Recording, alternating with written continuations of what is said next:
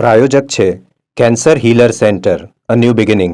જામ કર્યો. Godhra Halol highway block કરી ધરણા પર બેઠા હતા સ્થાનિકો.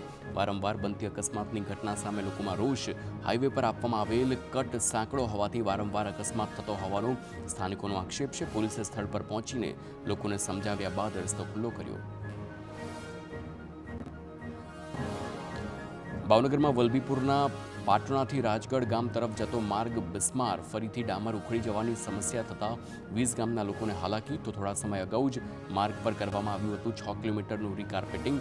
બિસ્માર માર્ગને લઈને સ્થાનિકો દ્વારા અનેક વખત માર્ગ અને મકાન વિભાગને રજૂઆત કરવામાં આવી હતી.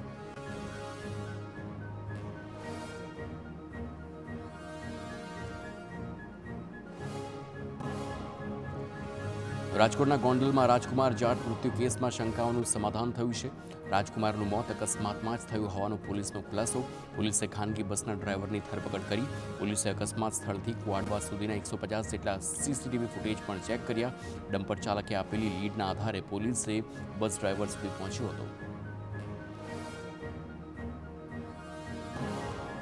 અમદાવાદના બાવળાના મેળી ગામમાં બે કોમ વચ્ચે તણાવની સ્થિતિ સર્જાઈ. હોલિકા દહન ન કરવા ધમકી અપાતી હોવાના મામલે પોલીસે સ્પષ્ટતા કરી છે. બે ખેડૂત વચ્ચેના ઝઘડાને ધાર્મિક રંગ અપાઈ રહ્યો હોવાનો પોલીસનો દાવો છે.